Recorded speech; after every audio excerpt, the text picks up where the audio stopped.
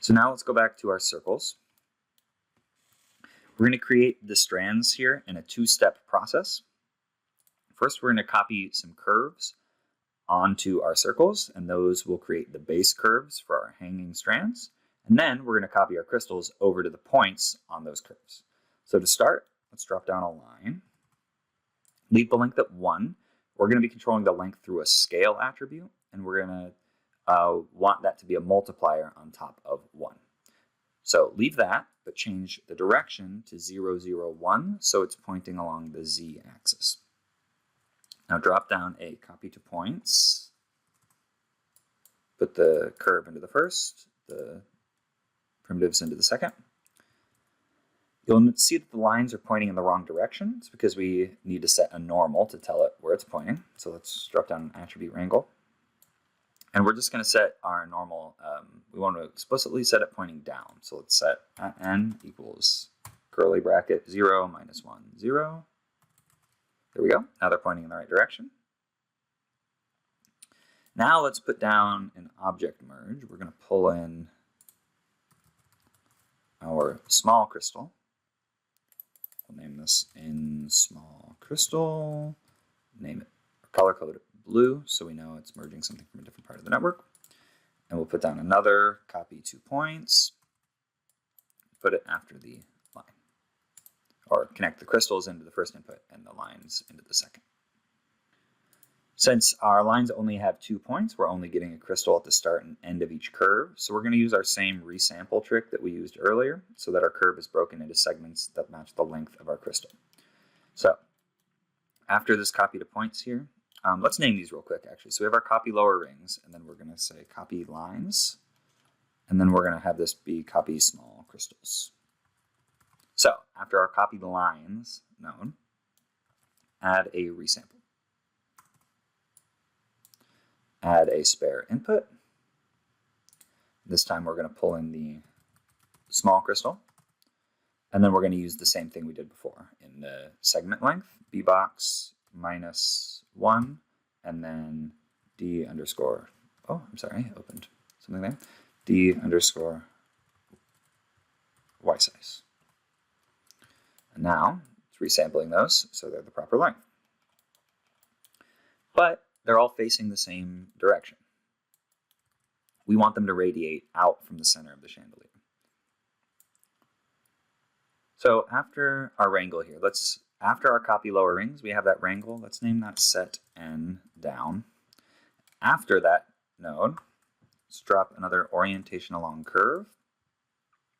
Name it set out. So we're going to uncheck these two, and we're going to toggle this. So out is going to give us an attribute called out that's pointing away from the center of the circle.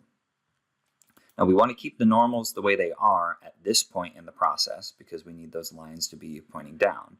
But we want this vector that we're creating here to be the normals that we're using for our crystal copying so that the crystals are pointing away from the center. So we're going to create an attribute called out, which is maintained through our copy lines process. And then after that, we're going to put down an attribute wrangle, and we're going to remap our out to our normal. So we can say at n equals v out. And now our normal is pointing out because we stored that attribute and then remapped it here. So we can say n from out is the name of that. And I'm going to call this one resample to crystal height. And now if we visualize this, all our crystals are pointing out from the center. At this point, let's template our metal rings so we can see how our crystals are doing. And we'll notice a couple problems with this. The strands are hanging from the very inside edges of the rings, and we want to move those to be centered depth-wise. Also, the crystals are starting in the middle of the height there. We want to move those so that they're hanging from the bottoms.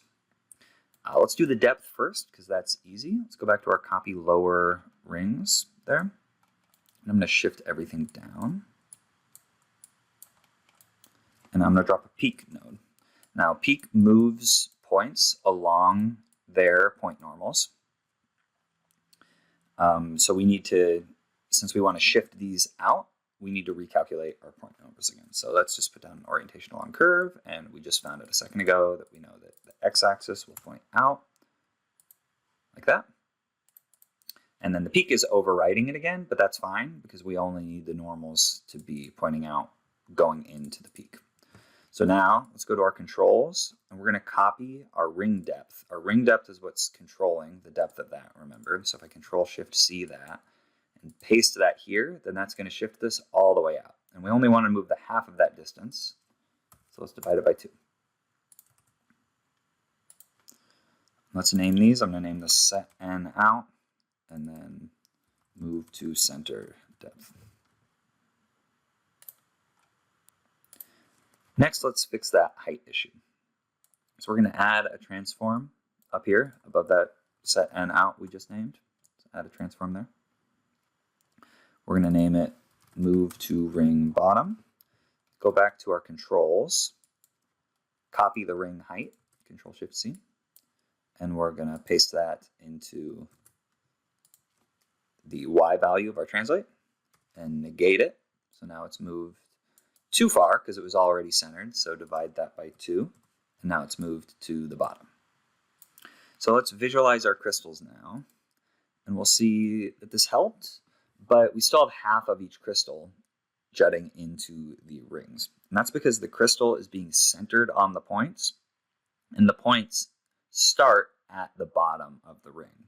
So we're going to fix this by shifting the crystal down so that the crystal will be placed at the top of the crystal will be placed at each point. We can do that by adding a transform node after this in small crystal object merge, and set the y translate to -$y max. So what that does is the y max, it finds the maximum y value of the object we're working on and moves it down by that amount. So if we visualize this, we'll see that, and I take off my template, it basically makes it so whatever has this expression is kind of hanging off the origin there, or at least in y. So the y will always be 0. But now our crystals should be hanging properly.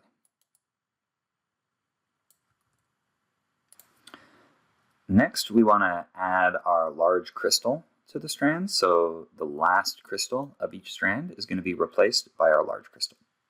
We can identify what the last point is on each strand by using our UV trick we used earlier. So we're going to drop down a UV texture after our copy lines, set it to that preset we made, which again is arc length spline as the texture type and point as attribute class, and now we have UVs. Now down here above our copy small crystals, we can add a split node. The split node just splits based on a group, and anything that matches is out one side, and anything that doesn't match is out the other output. Now, when nodes have a group parameter like this, we can actually put simple little vex expressions in here to kind of create filter groups on the fly. So in this case, we want to split on the last point. So I'm going to put in at uvx equals 1 and make sure it knows its points. And so this is finding the last point of each strand and putting it in out this input or output, and then everything else is going out that output. Now I already have my small crystals connected here, so I'm actually going to just toggle invert selection, so everything else goes out here. And then we can select these. And I'm going to quickly name this transform move top to origin. And after I rename that, I'm going to hold down Alt to copy all of those, move the output of that second output of the split into the second input of this second copy to points. And instead of merging the small crystal, I'm going to merge the large crystal. And we're going to rename all of our nodes accordingly.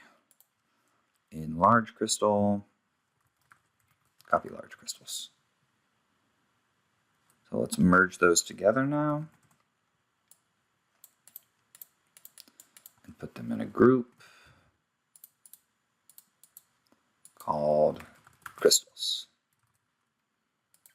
So now that these are working correctly, let's add more controls. First of all, let's add more strands here. Obviously, we're not going to just want 3 crystal strands, 1 at each corner. So open the parameter interface for your controls.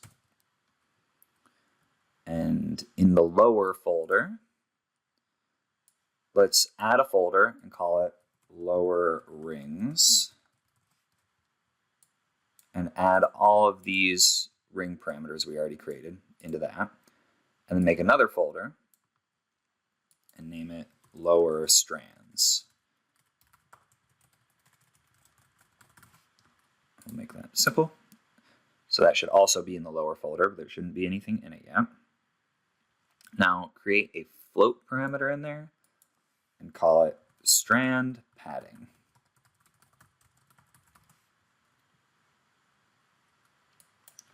And click accept.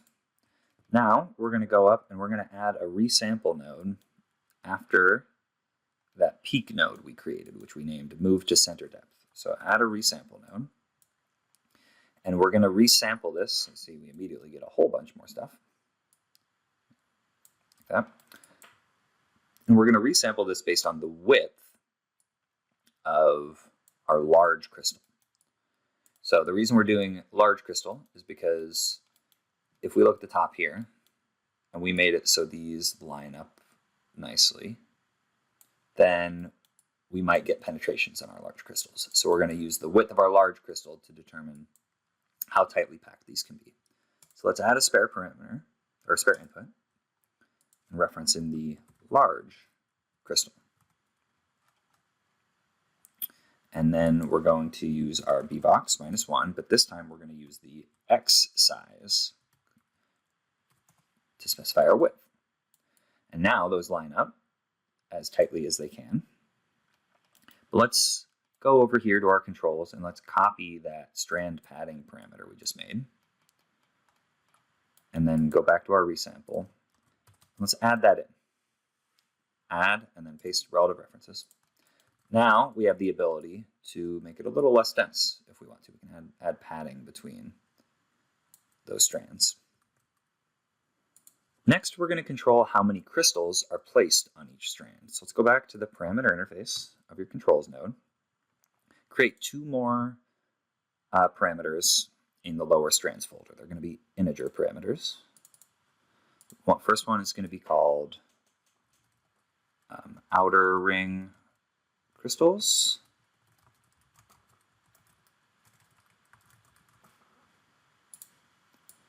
And then the second one is going to be called strand increment.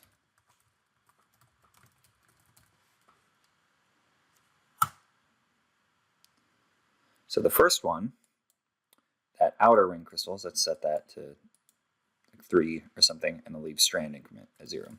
So this outer ring crystals is going to control how many crystals are placed on this top level. And the strand increment is going to control how many more crystals are placed on each subsequent layer. So if this is 3 and this is 0, then every layer will get 3. If this is 3 and this is 1, then this will get 3, and this will get 3 plus 1, so it'll be 4, and then that'll get 4 plus 1, so this will get 5, and so on. So let's add an attribute wrangle before copy lines here.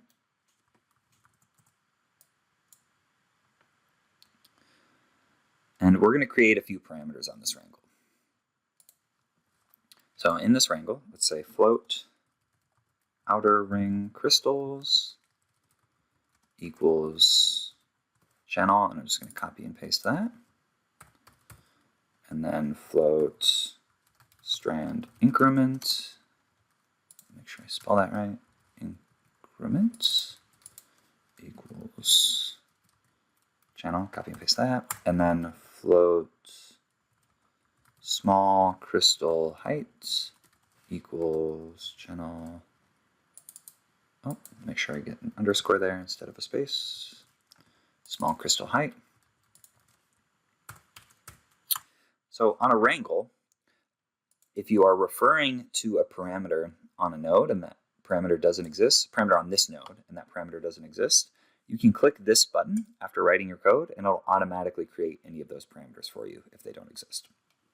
So let's copy and paste these two from our controls. Drag this down for a second.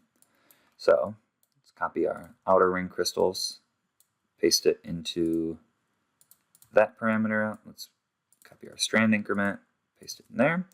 And now for this one, we want to refer to our crystal. So let's add a spare input. And we're going to refer to our small crystal. And then we're going to say vbox -1 d underscore y size. And that'll automatically pull in our height of our small crystal for us.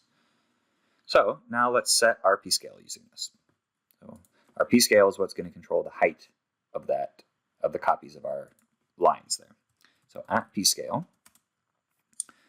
equals, and what we want to do is we want to scale the length based on how tall the crystal is, so small crystal height, and how many of them there are. So just multiply that by the outer ring crystals, right? But we want this to be scaled. We want to add our bottom string or our strand increment here into that. So let's take this and we will add strand increment. But this strand increment needs to be scaled per level. So for this, the strand increment will be multiplied by 0. For this, it'll be multiplied by 1. For this, will be multiplied by 2. And since where we're at here, our levels are just primitives, we can just multiply that by primnum. Now, we need to wrap all of this in parentheses so that all of this happens, and then that output is multiplied by that. And let's name this node set p-scale. Now, if we go down and we visualize the bottom here, our group, we'll notice that this doesn't 100% work. There's kind of some stuff folding in on itself. You know, sometimes it works like when there's a nice even number there, but when we get to odd numbers, it kind of squashes itself. The reason for that is we need to go up to this resample node here, this resample to crystal height, and we need to uncheck even last segment, same length. What this does is when this is on, it tries to auto-calculate to make sure everything is uniform rather than doing the explicit size that we're telling it to. We want to make sure that that size is exactly what we want. So now let's go here and let's start to add some increments in there. So we'll also notice here that when I start to take some of this up, we don't always get the output that we want. The big guy is missing on some of these. And the reason for that is if we go back to our resample, we need to make sure that this maintain last vertex is toggled. That'll force it to output that last point no matter what. If we visualize it though, we will notice that sometimes, let's see if we can see any here, there's going to be a couple points stacked on top of each other. So we'll just do a quick fix for that by dropping down a fuse. And by default, the fuse is set to 0.0001, so it's only going to fuse stuff that's it's basically right on top of each other, which is what we want. So it'll flatten those guys up. Make sure you untoggle recompute affected normals though. Otherwise, it'll overwrite those normals that we set up here. So now, if we go down here, all of our settings should work properly for setting how many rings we're getting and how much it increments. Now, the last thing we want to do for this one is we want to add in some variance to the direction of our crystals. So go back to the parameter interface of your controls and open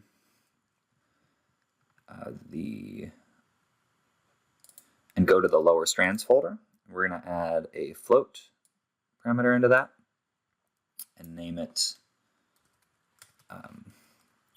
bottom crystal angle variance, and just crystal angle variance there. and then duplicate that. And then we're going to call it bottom strand angle variance, and then just strand angle variance. So we have a crystal angle variance and a strand angle variance as the labels, and then just add a bottom at the beginning of each, just so we can designate it from what's going on up here. And select both of those and limit the range to 1 and click accept. Now after our resample here, actually after our fuse, that's fine, let's put down an attribute randomize. And we're going to call this randomize crystal n. So we're going to randomize the normal. We want to add to it instead of overriding it. But we don't want to modify the y because we don't want it to tilt the wrong way here. We don't want it to tilt like that. So set that to 0. And then set the min of the x and z to be -1. And that allows us, if we adjust our scale here, to get a little bit of variance per crystal. So let's go here, let's copy our crystal angle variance and paste it there. Now we can get a little bit of variance per crystal. But one thing we want to add is we want to get a little bit of extra variance per strand. So instead of per crystal, per unique strand, we can have a little bit of twist as well. So if we go to the options tab of our attribute randomize, we'll see that there's a toggle for a seed attribute. And when that's enabled, instead of randomizing it per point, it'll randomize per unique value of this attribute. So we need to create an attribute to identify each strand. And to do that, we're going to go up here before our copy lines and create a point wrangle. And we're just going to set an attribute called strand ID, and we're going to set that, whoops. And we're going to set that from the point number. I'm going to name this set strand ID. So now per point number, each line that gets copied to that point number gets a unique strand ID. So now we can go down here. We can copy that randomize. We can name it randomize strand n. Make sure that one is selected. And set this seed attribute to strand ID. Make sure you toggle that, set this, and then let's change our global scale expression from bottom crystal angle variance to bottom strand angle variance. Now if we go up here and we take this all the way down, we can see that we can twist this per strand. And then on top of that, we can add a little bit of crystal variance. So those are all of the controls. Let's just make this big here. I'm going to name this group crystals. I think everything else was named pretty well. Just align that a little bit. And then we can wrap all of this in a network box as well. Let's take it, let's get our controls out of the way. Let's make sure that we don't select the lower rings. So just everything over here, and then wrap it in a network box and call it lower strands. And those are done.